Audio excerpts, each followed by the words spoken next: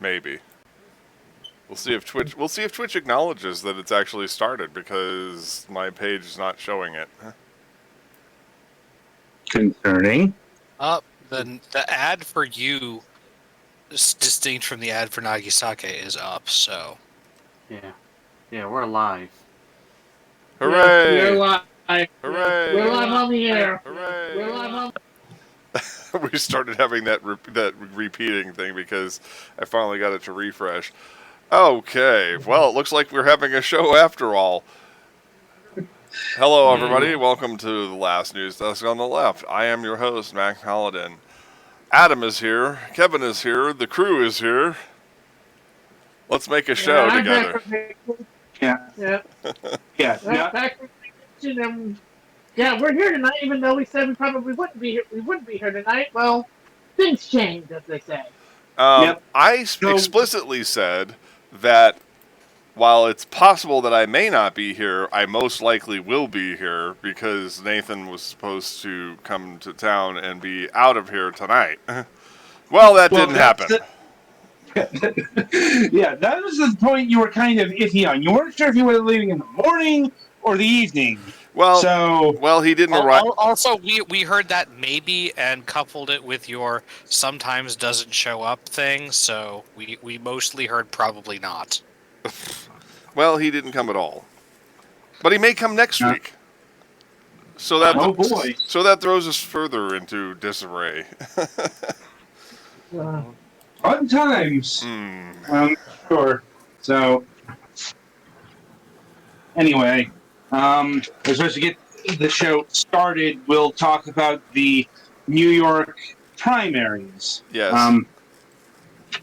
And we will not be having a longer than 1 hour runtime tonight because I have dinner on the table. Okay. So you only want it to be fairly cold, not like... Well, I guess things don't get too cold in Arizona, but... Yeah, well, the weather doesn't know what the fuck it's doing right now. It's in the 80s, but it's raining off and on, and yeah. Yeah. Although apparently we're going to turn up the heat over there next week. Right. Which is going to be nuts. Anyway. All right, so New York election. Yeah. And to clarify... The pre-election election. To elect the people who get elected. I mean, I'm not wrong. Technically, but in a lot of cases, the elections here are what matter. Like there's a reason why so much focus and scrutiny and coverage has been on the New York Democratic primary, because the person who wins this is going to be the next mayor. Right. Yep. Yeah. It's that. In a lot of these cities, basically the primary is the election. Yeah. It's that foregone of a conclusion. I'm like, the most foregone of conclusions was actually not New York City, but what was it, Syracuse, New York, or no, Buffalo, New York's mayor's race. That was the most, because that was a shock too. No, I'm talking about in terms of Dems versus Republicans, because no, Buffalo is also a pretty blue city. Let me finish. Go ahead. Yeah, because Buffalo hasn't had a Republican mayor since 1966, and it's so blue that the Republicans haven't put up a mayoral candidate in 20 years. Yeah. Mm-hmm. So I suppose when you're electing the person who's going to be elected in an election with no opposing candidates, then that's the one that matters, isn't it? By default, yes. But anyway, so Kevin, you can continue with like actual results and shit. Yeah. Well, we don't actually technically have a full result out of New York because the way that election is going to be going, we're probably not going to know the real winner of this until I think it was July 12th, 13th, somewhere around that. Mm-hmm. Because of the way that's going, but basically what we had was an election between a centrist candidate in Eric Adams, another centrist, but probably a little more center left in Catherine Garcia. You had another centrist, the one and only Mr. Andrew Yang, and you had the leftist candidate in Maya Wiley. And what happened is that Eric Adams pretty much got a commanding, I think it was 8-9, I think it was more 9-point win in terms of first choice voting based upon the early and election day voting. Second place was Maya Wiley, who got second after a late ladder push. And Garcia finished third, and Andrew Yang quickly got out of the race when it turns out that, name ID doesn't do the job. I seem to recall something about how absentee ballots don't even need to be in yet, but I'm not sure. Yeah, they don't need to be in, but we're basically waiting for those to see if the margin shrinks at all. And unlikely to upset more than like one or two places. Right. More like, the margin there. And then we get into the ranked choice portion of the program, which will probably take anywhere from 7 to 11 rounds of it. And the question really is whether or not either Maya or Catherine can make up the ground that Eric's put up. And I personally think that the lead is probably too commanding to overturn at this point. It'll probably shrink a couple points, but it probably won't go all the way. So, New Yorkers basically told America that, forget what you hear about AOC. She doesn't represent New York. Or she just represents a portion of New York. Well, a small sliver of it. Well, there's been a lot of blathering on in the media about how the Progressive Caucus is mad at Joe Biden, and I literally responded, so? Yeah. It's like you don't represent nearly as much of a majority of America as you think. Yeah, it's like basically this was another election which says Twitter ain't real life. That is something I always keep in mind when I see Twitter rage. Yeah. A lot of the current hatred towards, say, Manchin and Cinema online. Okay, that's on. A lot of that's online, but how much of that is actually translating into the real world?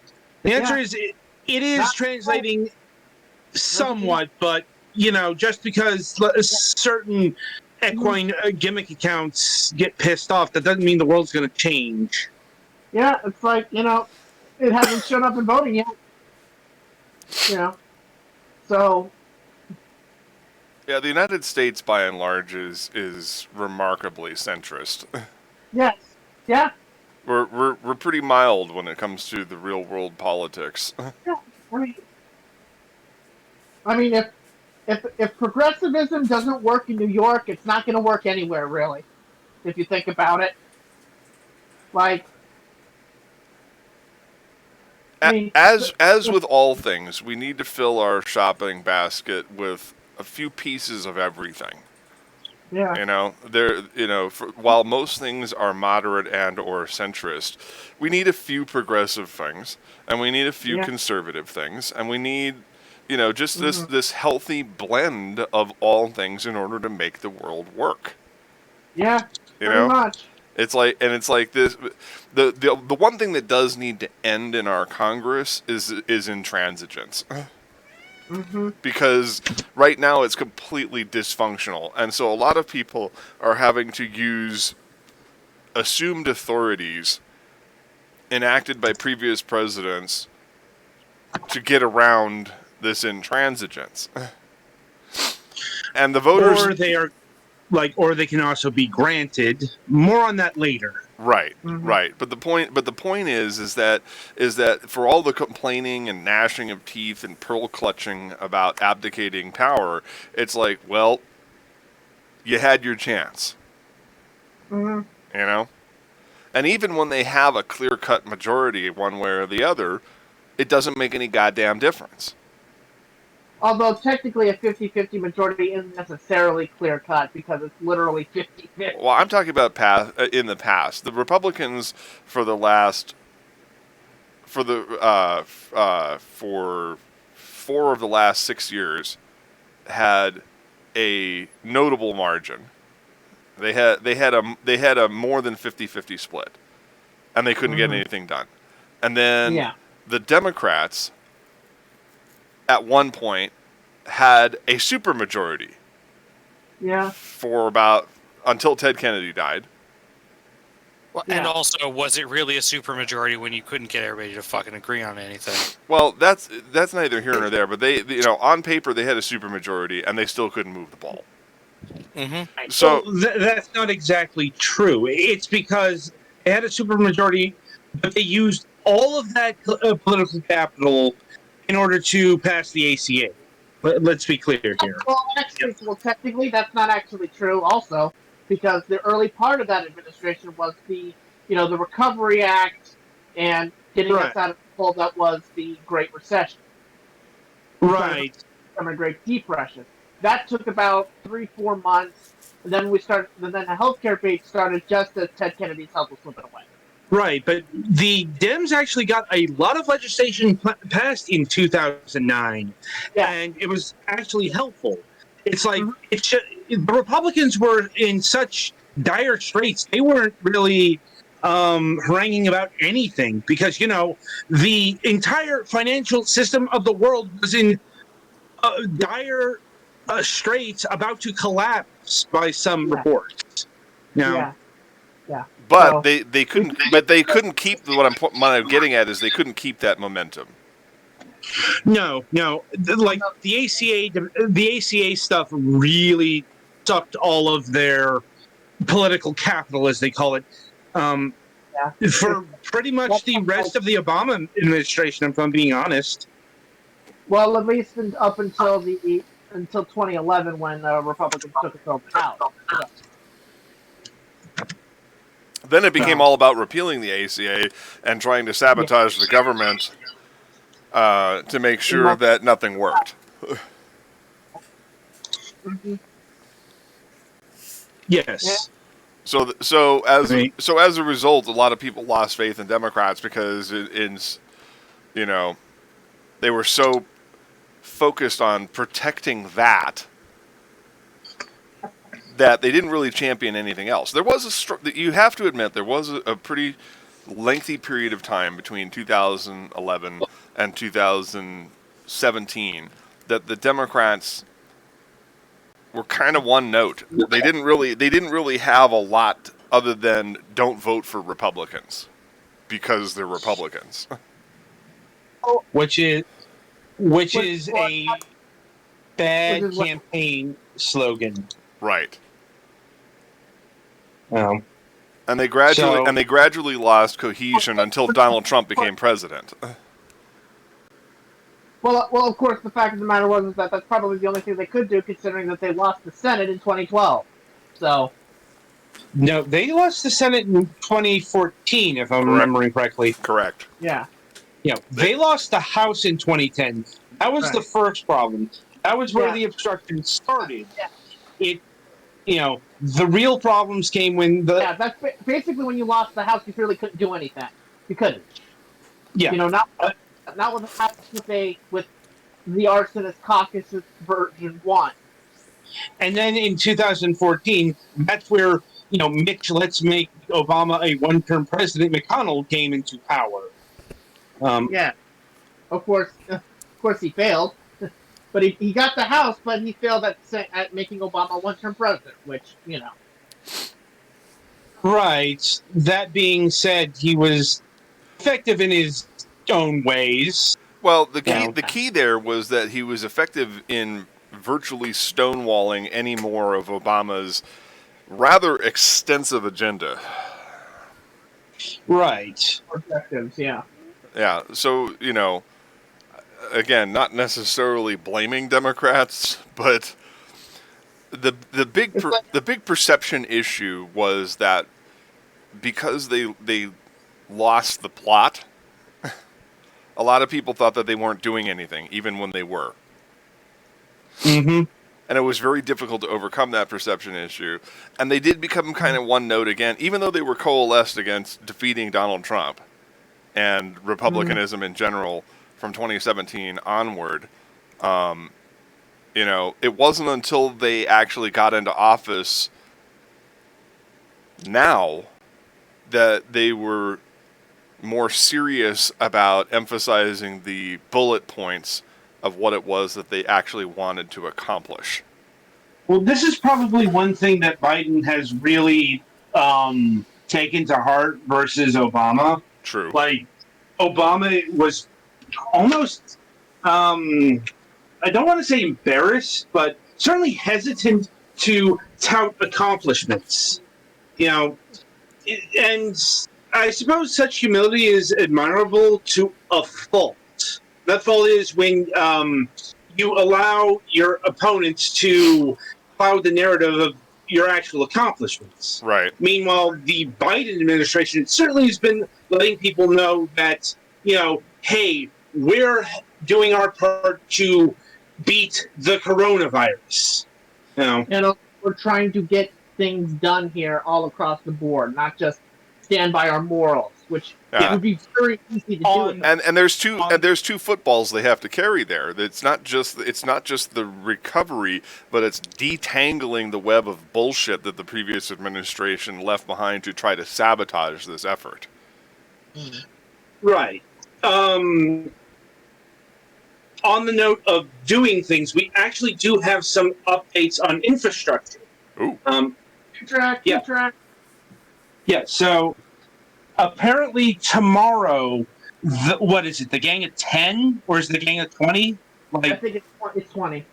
20. They are going to the White House to have a 2-hour briefing session because apparently a framework is in place for the actual legislation for a bipartisan infrastructure agreement. Now, to be specific, this framework apparently was put into agreement with staffers with the White House, which are the ones who've been laying it forward that gas tax and EV fees are off the table. So, if I were to happen to guess, if this framework is indeed agreed upon with these staffers, then I would have to assume they found something else other than that, which could have easily brought this in, but it looks like they found something, and I guess what the plan has been all along, which is to have this bipartisan framework agreement put forward and get the 60 votes for so-called traditional infrastructure, and then have and then put in other things into a reconciliation package. I guess that's the way going forward. Yeah, and apparently that if you're on board with one, you have to vote for both. Yep. So that's that's specifically for Manchin and Sinema. Yep. Good. I say good on that. Yeah. And the timetable that has been estimated for this entire thing is, it looks like the bipartisan legislation will be voted on in January, certainly before the August recess. You mean July? You said July. You said January. I was like, what? Yeah, July. No. And I guess, which is also National Baked Bean Month. And because there's going to be a lot of gas bagging going on for the next month. Yeah. Yes. So, bipartisan is coming next month, and apparently the budget resolution, which needs to be passed in order to get the gears grinding, in terms of the reconciliation movement, that's also going to happen next month. Because how reconciliation works is you have to pass a resolution in order to get the ball rolling, and so then under that resolution, this reconciliation package will be passed under. Yeah. So it's also going to be passed next month. Yeah. In terms of the reconciliation proposal itself, if I were to happen to guess, probably August, September. That's about the timeline I've been hearing. Yeah. That's based upon the last reconciliation movement, which took about a month and a half. Mm-hmm. Yeah, this one should pretty much take about the same time, about a month and a half. But so this is good. This is actually good because, you know, Or at least I we know have. Yeah. It was because really easy to drop it here if they didn't get to a point where they would find something to replace the gas tax EVPs, this thing wasn't happening because Joe Biden made it very very clear. The gas tax EVPs, which was a blatant GOP trap, ain't happening. yeah, Joe Biden's campaign very specifically said he was not going to raise taxes on the middle class, Working class. and A gas and tax. the gas tax is a regressive tax. So Mm-hmm. Yep. And considering the advisors who were key on this, along with Biden as well, pretty much are the ones that agreed to this framework. I'm assuming there's not a gas tax in there because let's be clear. If there is still a gas tax in here, they slipped it in. It's going to be found out, and this thing will go down. yes, Right. but Because there will be enough Democrats to sink it. In both sides.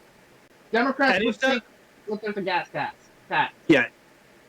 And if not, in Congress, Biden would probably veto it, since he flat out said the gas tax is a red line he's not crossing. So, right.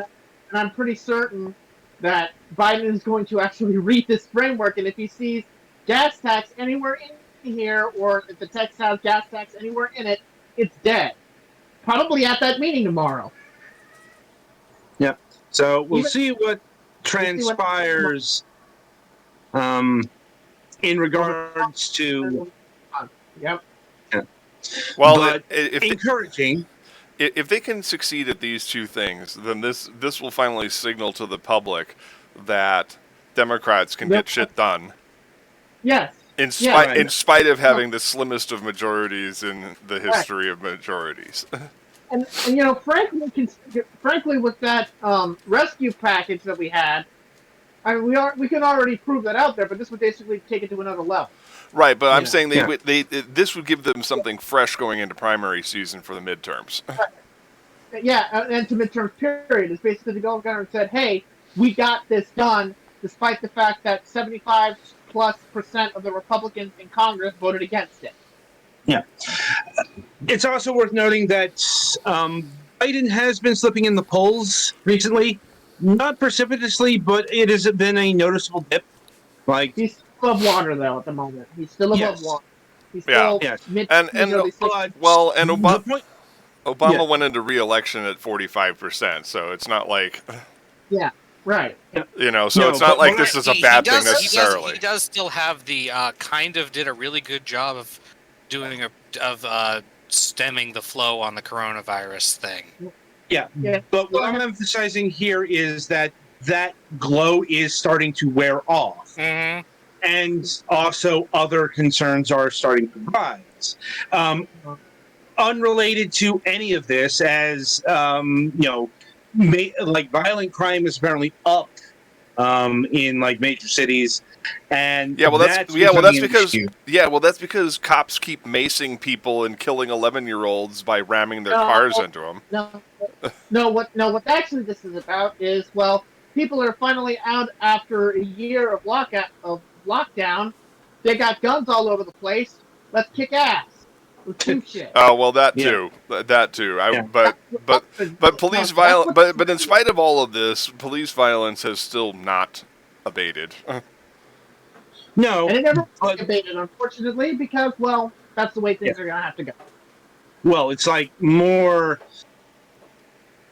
because it's like this is a complicated thing because there's actually a lot of stuff going on right now in regards to police reform. I can tell you what is dead is the idea of defunding the police. Like, Yeah. even the Better than that. lefties. Well, yeah, Yeah. because that probably did real damage to us during the 2020 election. Yeah. Because Mayor Eric Adams of the city of New York says that defunding the police is deader than dead. Okay? but keep in mind, while he's the mayor, on the other hand, you have reformers being elected to prosecutor positions and chief of police, and so Yeah. like these are elections that are important. In fact, the Manhattan DA election is probably more important in terms of what's actually going to happen than the mayoral election. Yeah. Like, because I can tell Adams that no, fucking stop and frisk isn't fucking coming back. Like, because I know he said he wanted to bring that shit back in the public crime unit. I'm like, no, broken windows policing doesn't fucking help.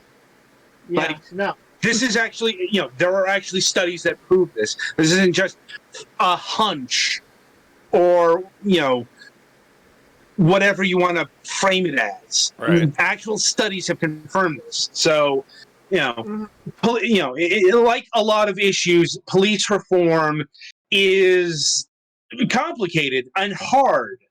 And it's also, communities, how do I put this?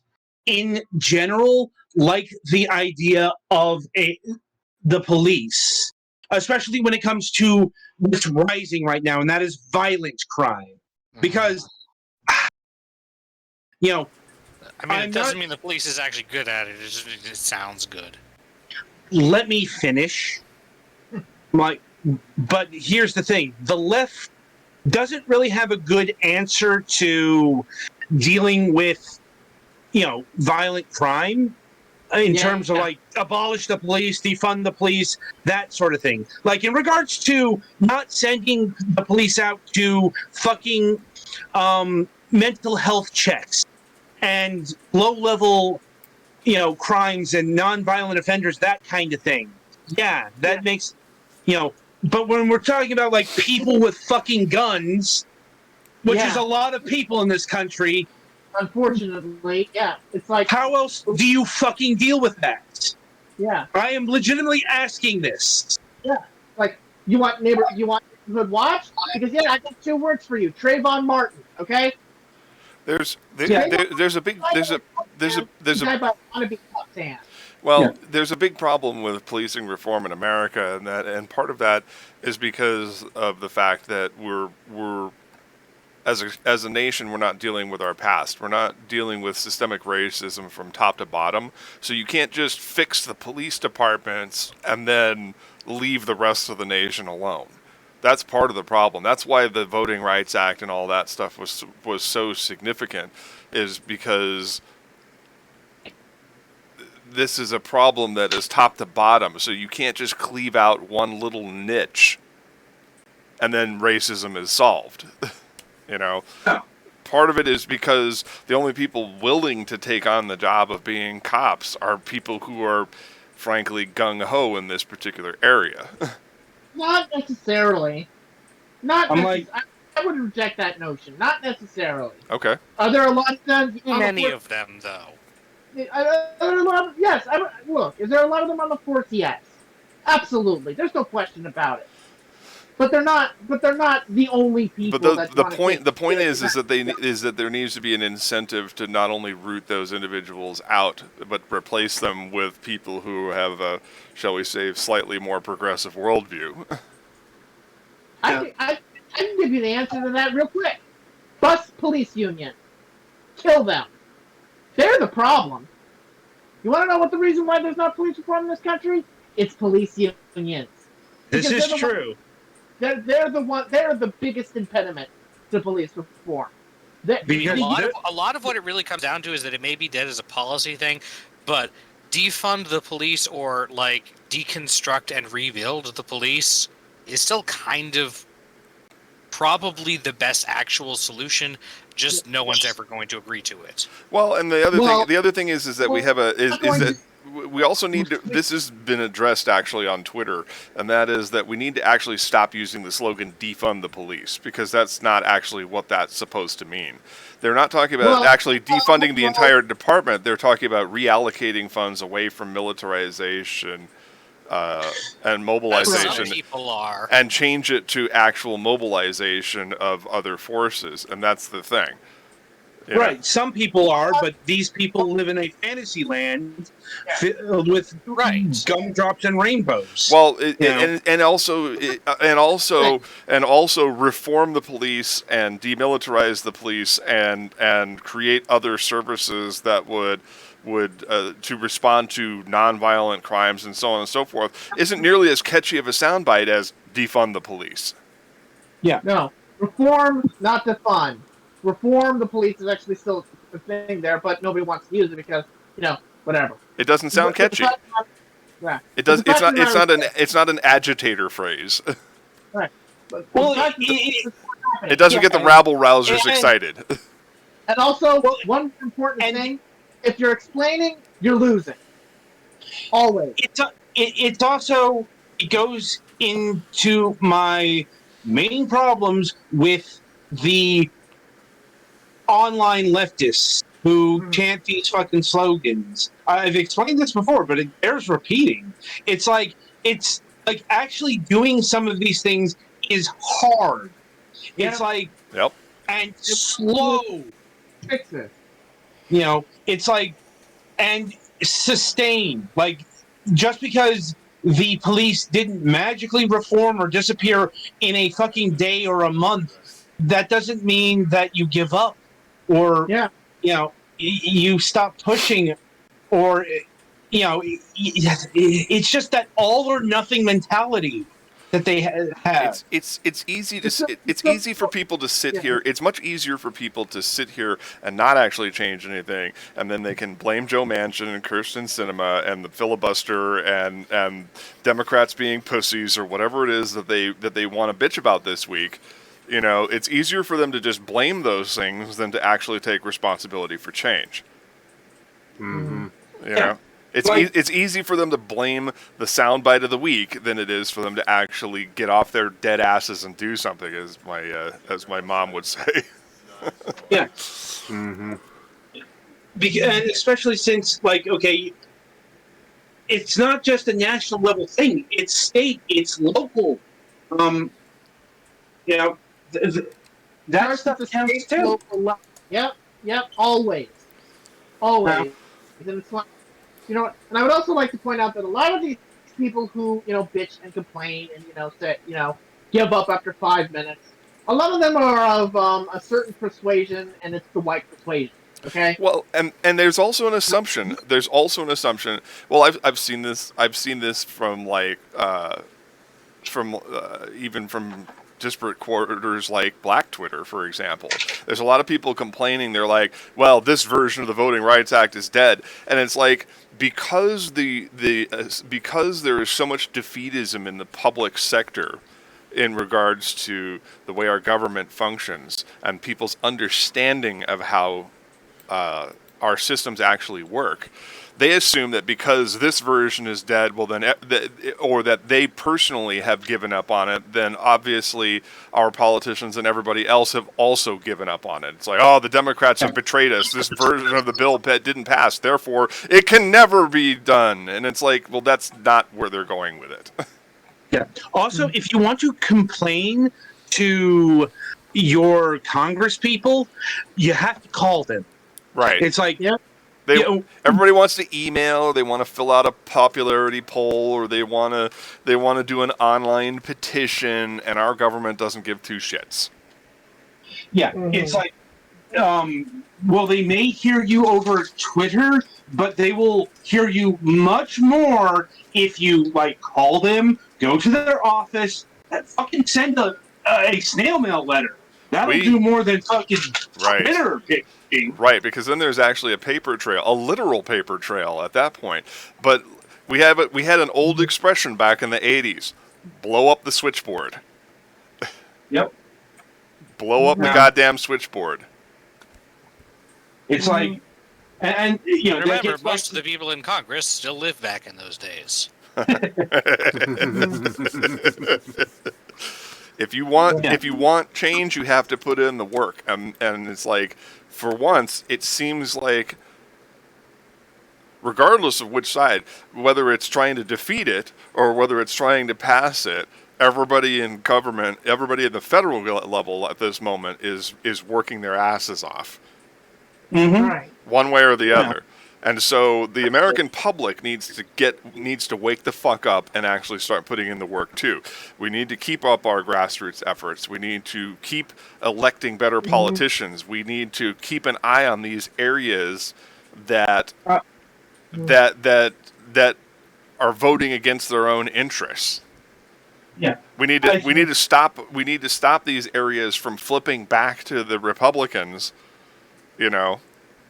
Yeah, because once again, Because the of lack of answer is not- messaging.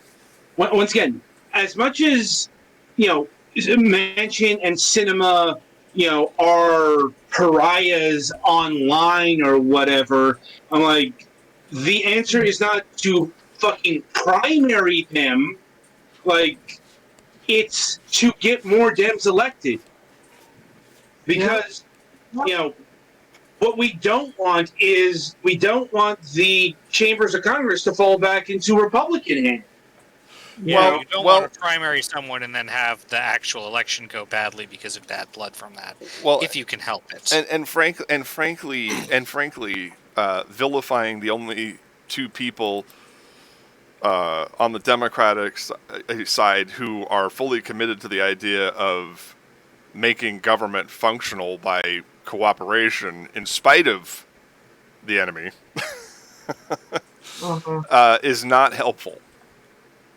Well, yeah, I will say that leftists on Twitter and Facebook and all that stuff disturb me in certain ways because they're basic.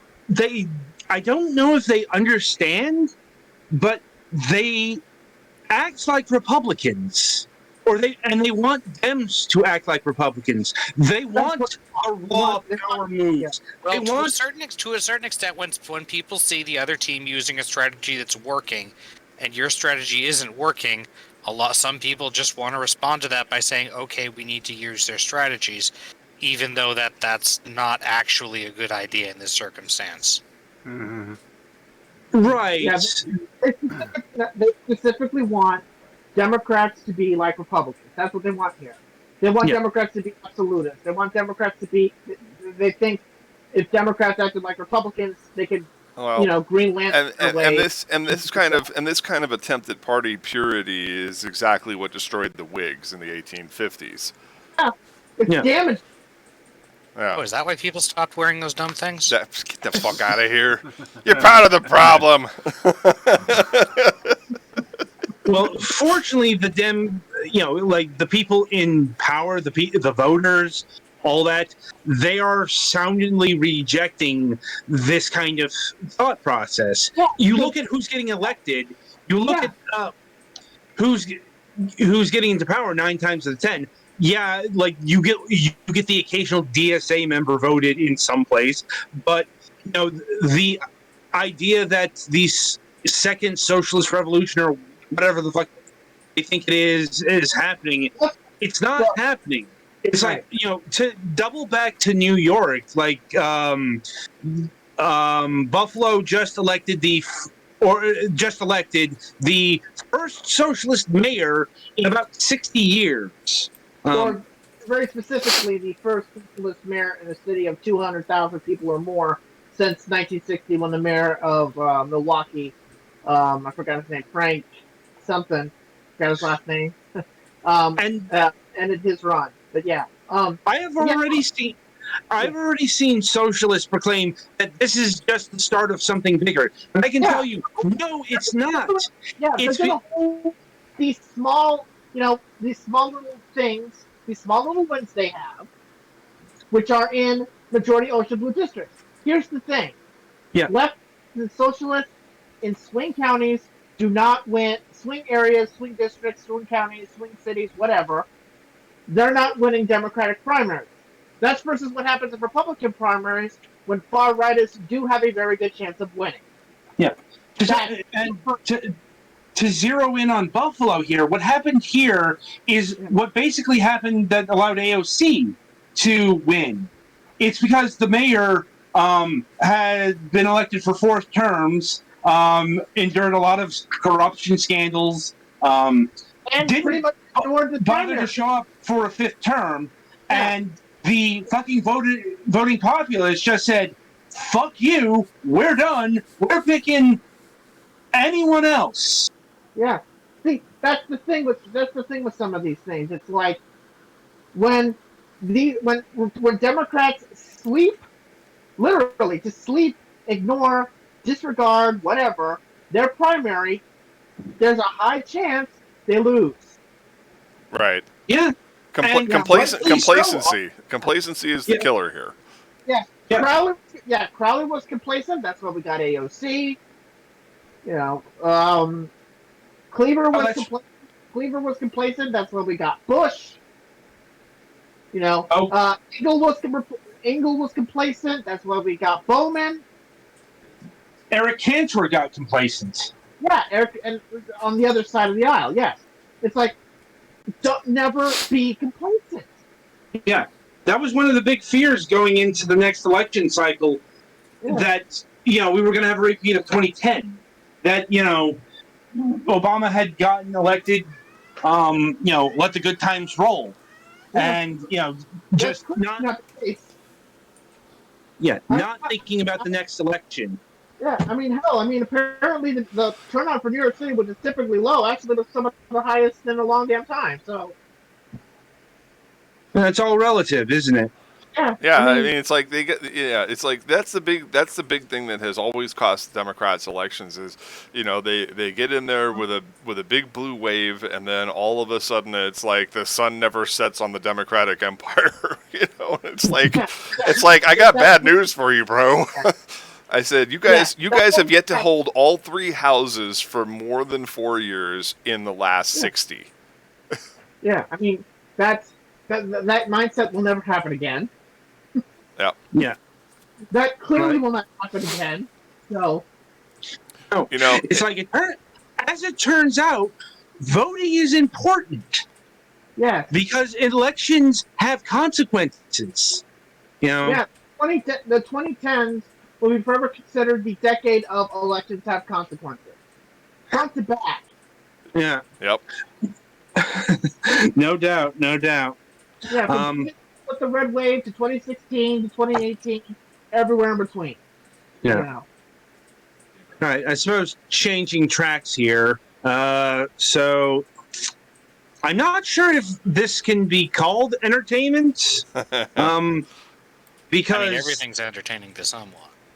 Well, it's John McCaffrey, who certainly was, a certain brand of entertainment to certain people. And if you don't know who John McCaffrey is, oh God, we do not have that kind of time. No, we do not. I think we could spend. That's one hell of a rock you're sleeping under if you don't know who he is. Yeah. Firstly, it's McAfee. Secondly, he's more than someone who gave you antivirus software that probably John McAfee, not McCaffrey. Yeah. That's what threw me. McAfee. Yeah. McAfee. It's Come on, Mac. You know what? No, I can't into names. It's McAfee. Anyway. Yeah. Well, I call it McAfee because that's what the virus software is. But yeah, he's more than just the guy that gave you antivirus software that protected your computer even if it drove you up the wall and installing it. Yeah, he unironically tweeted out that he wanted to fuck a whale. I am not joking about this. Keeping in mind that this is something rich people. Keeping in mind that this is the world's wealthiest bridge dweller. Yeah, he wasn't actually all that rich, and apparently he actually lost most of his money during the financial crisis. He was kind of a grifter for the past decade. In fact, that's how he got nailed with the tax evasion charges, because he was hawking cryptocurrencies. value here. Cryptocurrencies that were more sketchy than usual. You know he died today, right? Yeah. That's what Yeah. I'm getting to. Yeah. You gotta let it flow, man. You gotta let it flow to get to the punchline. I think Yeah. that is the punchline. Yeah. I'm like, yeah. Well, it's like the punchline is he'd rather die than pay his taxes. Apparently. Yeah. Although before he died, instead of a tattoo on his arm, whacked so that he can so that he can start the conspiracy people going. And also that tattoo happened to be had a hashtag on it, which of course led to a cash app. Of Because course. Griff Wait, after what? that. Yeah. Cash app is the is the thing people use that was created by Jack Dorsey. Mm-hmm. One of his side projects. Oh, Yeah, jeez. yeah. He has a hashtag. He put a hashtag on it because he wants to be a grifter after death. Long live the grift. Yeah.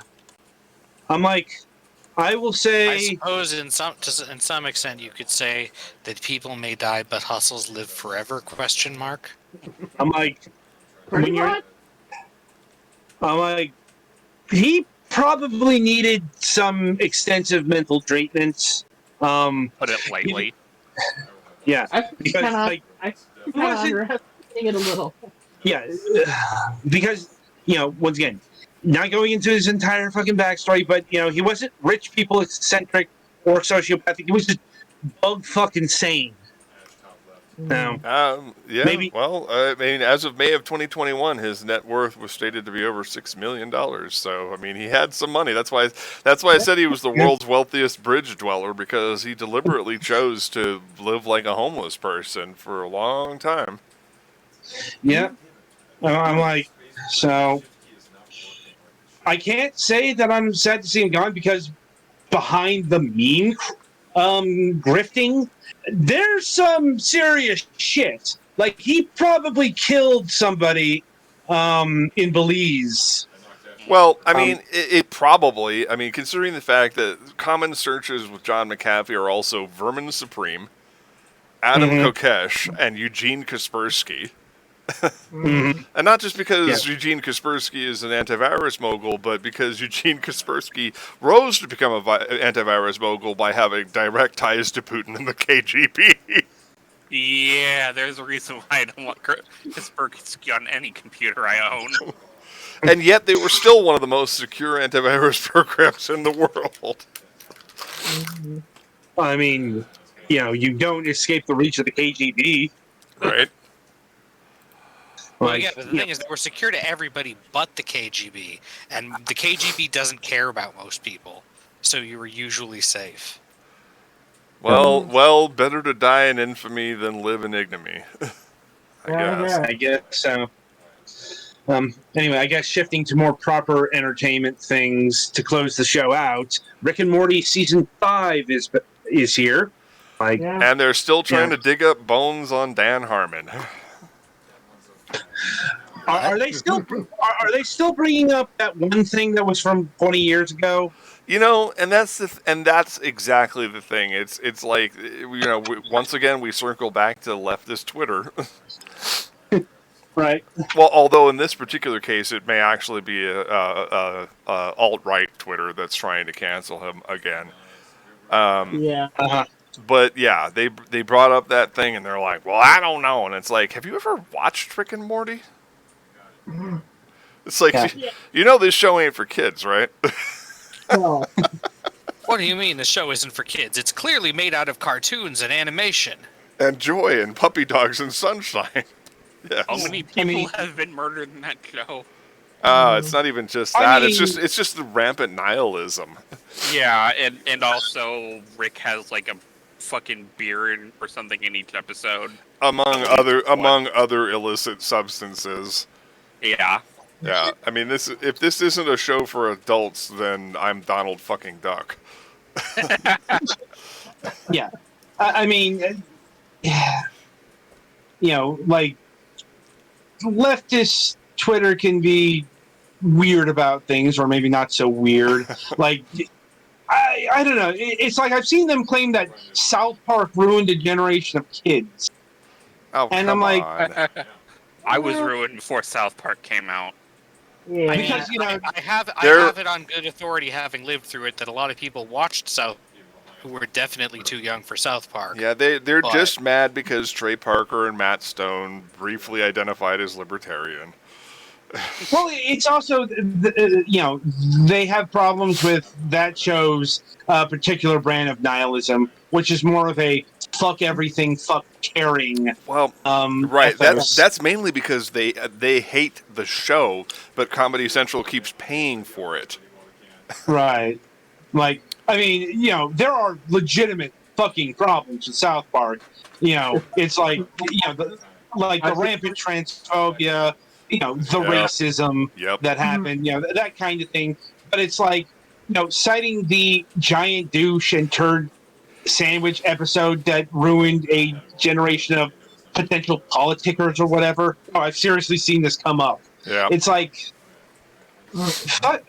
fucking hell. Like, you don't think you're, like, it just kind of rubs me as the, I guess no better way to put this, woke version of 80s and 90s moral guardians. Do you feel good about that one, or do you just want to jump into a pot of boiling oil? Yeah. I hated every bit of that, but it's like, but that's the mentality I often see. And it's an offshoot of the purity complex that they have. Right. You know, it's like you can't. You know, some people just can't be woke enough or whatever. It all goes back to the purity thing. Yep. I hate that Yeah. word. I hate that word now. Yeah. It all Yeah. goes to the political purity thing. As if Yeah. you're not politically pure, you're the enemy. Yeah. And And I am not. Yeah, I'm not saying that you don't call out shows for legitimate fucking problems or anything like that. But there is also, you know, like I just come back to the response to the fucking moral guardians of previous eras. Change the fucking channel if you don't like it. Yeah, there you go. Exactly. Well, that's the thing. People don't mind their own business enough. you know, Yeah. it's like in years past we used to in years past we used to vote by denying people advertising dollars. It's like change Yeah. the channel if you don't like it. It's like all you're doing is encouraging to make more if you sit there and complain about it. Yeah. On the other hand, that doesn't give fans of a show a carte blanche to do whatever the fuck they feel like and embarrass a fucking fan base. Way too many fan bases have done this. No, and Rick and Morty's fan base is particularly toxic. There's two polar extremes here in the Rick and Morty fan base. You're either on the decent human beings who give a shit about other people, or you're on the complete garbage dumpster fire side The of ones things. who have a mental breakdown because McDonald's didn't have Szechuan sauce. Right. Or they only had it for a day or whatever. Yeah. Yeah. Or, you know, that, you know, they hired women writers for season 3 onwards. You know. Yeah. Yeah. The alt-right fuckers who get upset that diversity is happening and ruining all my entertainments. Yeah. Yeah. These fuckos can fuck off for different reasons. I don't want any virtue signaling in my nihilistic fantasies. Yeah. Except for the things that I consider. How many other buzzwords can we've got? Purity, virtue signaling. There was one other. There was one other I was thinking of. Critical race theory? Oh yeah, there we go. God, no. My theory on critical races is that it's critical to come in first, and if you're less than third, that's right out. All right. I suppose we should end this here and now because it's midnight. Go to another show on critical race theory. Yeah. I guess we could have that be our topic next week. That was attempting to diffuse. Just think, I'm old enough to remember that CRT used to mean cathode ray tube. No, seriously. Yeah. Like, unironically, I double see it as that every time. Therefore, we end on a positive dad joke note. Yeah. I will do some basic studio news since we still have 4 minutes and 50 seconds here. But we are working feverishly on the Mercadian Affair. Actual animation production did occur this week since we did not have to postpone our usual studio nights. And we are back to playing Overwatch competitively on stream, so there is that. I'm looking at expanding the Mac Paladin's Retro Gaming Emporium to 2 nights a week instead of just on Sunday afternoons. So instead of taking on another MMORPG or something like that, I've been tempted. I've said this before, and I'm tempted to continue with this line of thought. But if anybody would like to see me actually start playing Chaos Legion, leave a comment. Vote with your dollars, as they say. Hit the bell, subscribe, throw me some bits, cheers, whatever the hell it is that you got. If you got points in your cachet, throw them at me. Cheer coin, cheer bits, Exactly. coin cheer. Hell, if you want to throw me a Bitcoin or two, I'll set up a wallet. But yeah, it would actually be microbits, wouldn't it? Because Yeah. So something smaller than an entire Bitcoin, probably, yes. well, you know, I would love to have $40,000 right about now. It would finance my entire slate of films. Uh-huh. But yeah, so Chaos Legion is leading the way because I don't want to take on an RPG. Drakengard 3 has been doing okay on Facebook, but it's nowhere near as popular as FPSs over there. I'm so surprised. Something other than FPSs is not really getting views on Facebook? Yeah, I'm sorry, I still haven't been able to come to those. It's okay. It would be fun to have like a co-commentator or something like that while I'm playing the game because, you know, Yoko Taro. Jesus Christ. I don't think there's any way for me to be inebriated enough to follow the Yoko Taro game. Yoko Taro is a hell of a drug. Exactly. And now he's like, now I'm 50 and everybody just sees me as a grandfather, so I don't give a two shits about anything.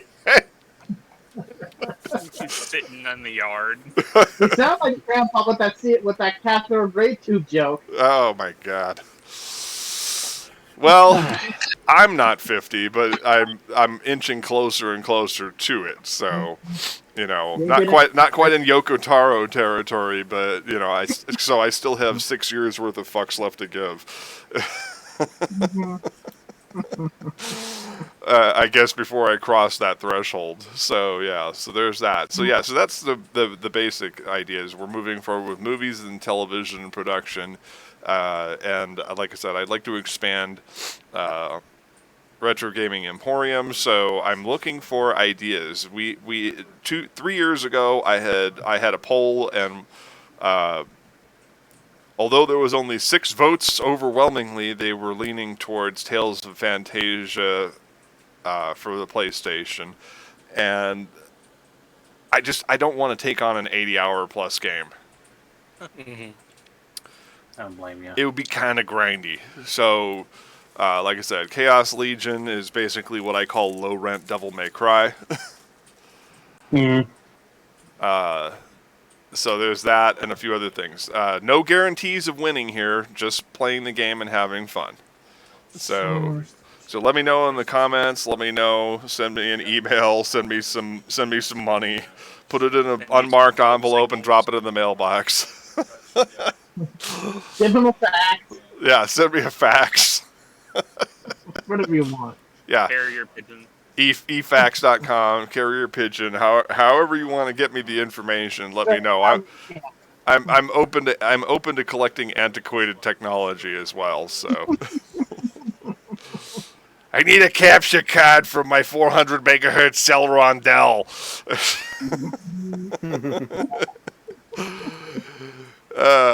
So on that note, that concludes this episode of Last News Desk on the Left. I'm your host, Mac Paladin. Be sure to tune in tomorrow as, like I said, I will probably play some Chaos Legion. Actually, you know what? Tomorrow will be an art stream. Thursday will be art stream until further notice. So I will be making movie assets and things like that for the latest Starship Moonhawk film, The Mercadian Affair. So if you'd like to see that, I do have to keep it moderately safe for work, as in no titties, no genitalia.